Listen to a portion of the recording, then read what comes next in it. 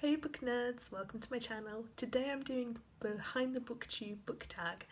I was tagged by the lovely Simone from Me, Simone and I, so thank you Simone.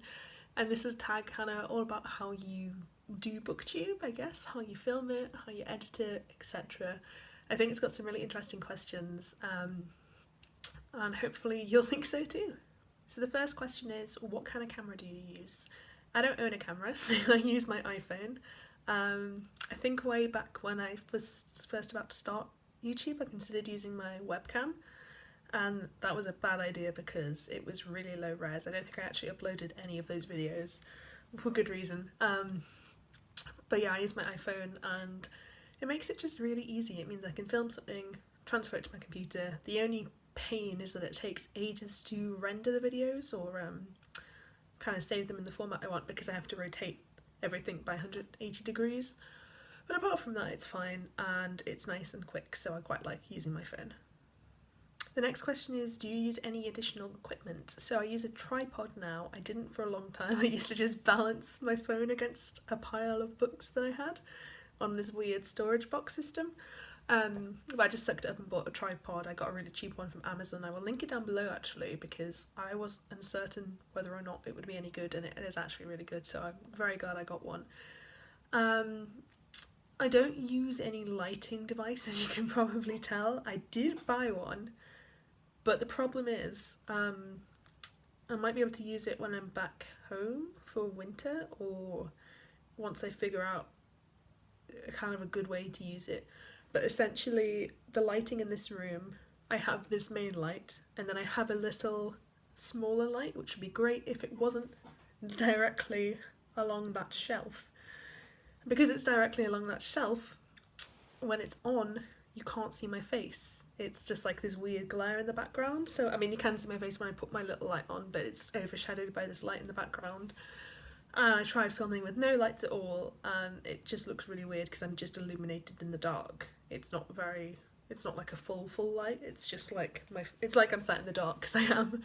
So yeah, I've settled on this way, which is fine. It's not the best because if I lean back too far you can get this weird light on my face, but it's what I have to make do with for now. I might eventually figure out how to use the light. I don't use any other equipment apart from that, that's all I use. Next question is, scripted or spontaneous? Do you plan what you're going to say in your videos? I don't plan anything I'm going to say. I do plan what books I'm going to talk about. That's pretty much it. So yeah, it's pretty much spontaneous all the time. I don't think I've ever planned a specific script. I just kind of roll with it, particularly with wrap-ups. They tend to be the loosest because I kind of know what my opinion of a book is vaguely, but that's pretty much it. Next question is, how many takes do you do when filming? So I do one take for most things. I will repeat something if I mess up what I say, but sometimes I just don't bother. Like if it's a minor mess up and I'm in the middle of a long speech, then I'll just leave it in because I don't think it's that bad. Like I don't mind watching people who do that, so I'm not gonna edit what I do to kind of overcome that unless it bothers me, if that makes sense. The only other thing is that sometimes I have to repeat stuff because these doors in the student accommodation are really heavy duty fire doors, and if someone leaves their room, you can stop the noise by just holding onto the handle as you shut it, but no one ever does that, so you get this massive slam.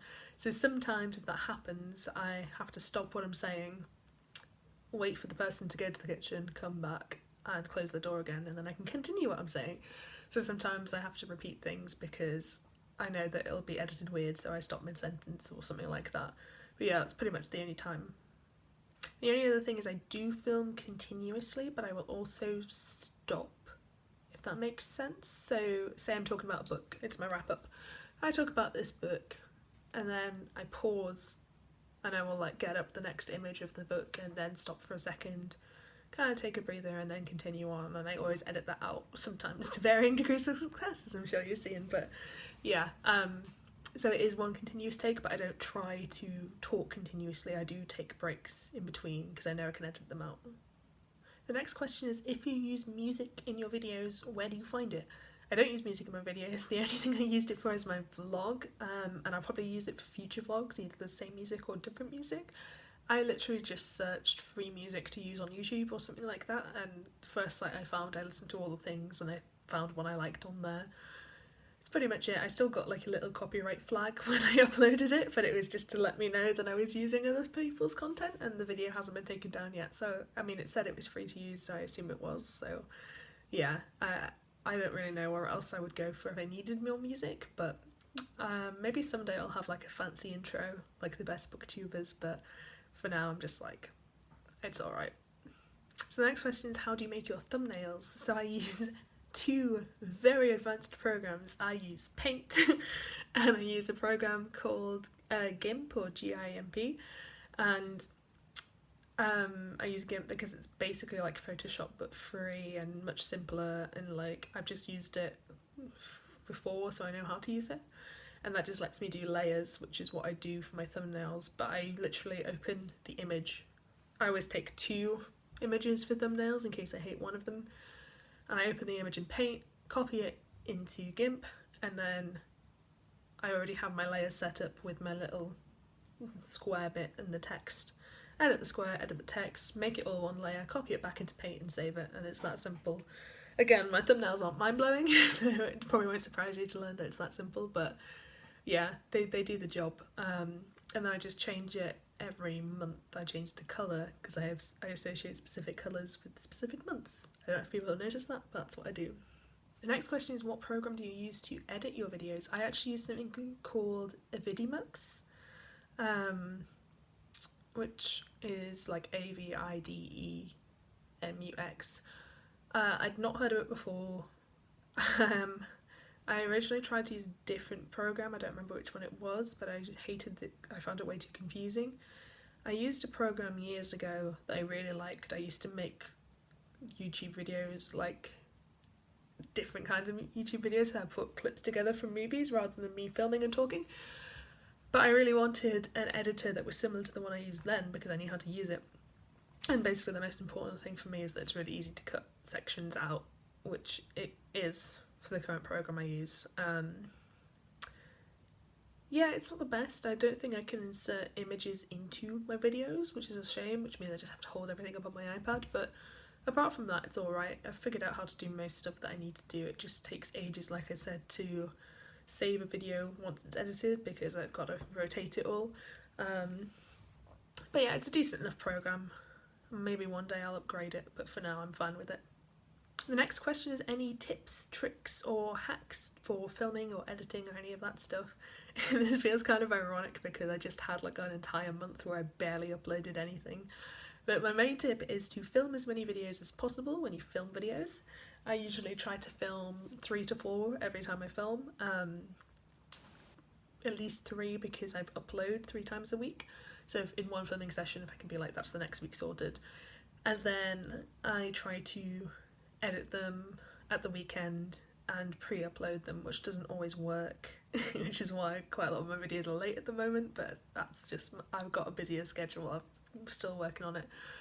But yeah, basically if you can film as many videos as possible, it really saves you time and it takes the pressure off, and it means you're filming when you want to film as opposed to when you feel like you need to film.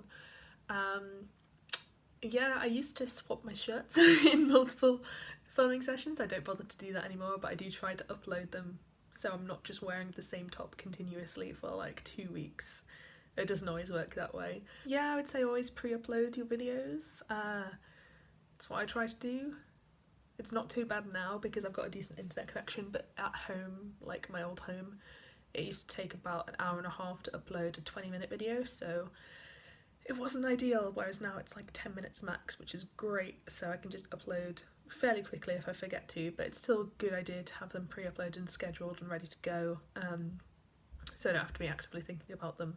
The other tip, which is not really related to filming or editing, but I've wanted to say this for a while, please post your videos on Twitter. It feels weird, I know, because I've done it, and like I hate doing it, or I hated it when I started, it's just kind of second nature to me now, but I really like it because it means that I'm subscribed to everyone like on YouTube that you think I would be subscribed to, but like if I see it on Twitter, it gets me kind of excited about the video and I'm like, oh, that looks really good, I want to watch that now. Whereas if it's in my subscriptions, I just kind of like, I add it to my watch later and then I'll get to it when I get to that point in the watch later. But yeah, so that's, I guess, a little tip to do with uploading. Like, post when your video goes live, post it on Twitter, and like other people can see your video and get excited about it. And the final question is, in your opinion, what makes a good video from like a production standpoint? I don't feel qualified to answer this. But the main thing that bothers me is when the audio is bad. If the audio is bad for the video, I find it really hard to get through the video. Everything else I can kind of forgive enough to watch a whole video, but if the audio is bad, I dislike it, especially if you have different kinds of clips. It applies less to Booktube and more to like the video essays that I watch, but if you have clips from movies or whatever and they're a different volume to your speaking volume, please either make your voice louder or make those clips quieter so it's kind of equalised. It's really easy to do, but yeah, it's just annoying when I have to keep turning the volume up and then turning it down and then turning it back up and then turning it down. So bad audio really bothers me. The other thing I would say is bad editing is quite noticeable, and again, this is not me saying I'm the best editor in the world. There's definitely been moments where I'm like, oh, I've edited that really badly, but I don't really know how to fix it. But like, if in doubt, I would edit less to have a smoother transition. But that's just my personal opinion. It's not a rule I necessarily always follow myself either. But yeah, apart from that, I don't really care. Like, I don't mind if you make mistakes when talking. Yeah, I don't really feel like I can comment on anything else. That's pretty much it. So that is all of the questions. I'm going to tag some people now. I'm going to tag Victoria from What Victoria Read, because she likes to do kind of tags. She did a really great one that was Meet the Booktuber, kind of about things outside of Booktube, and I guess this is sort of similar. It's not as fun, but it's sort of similar.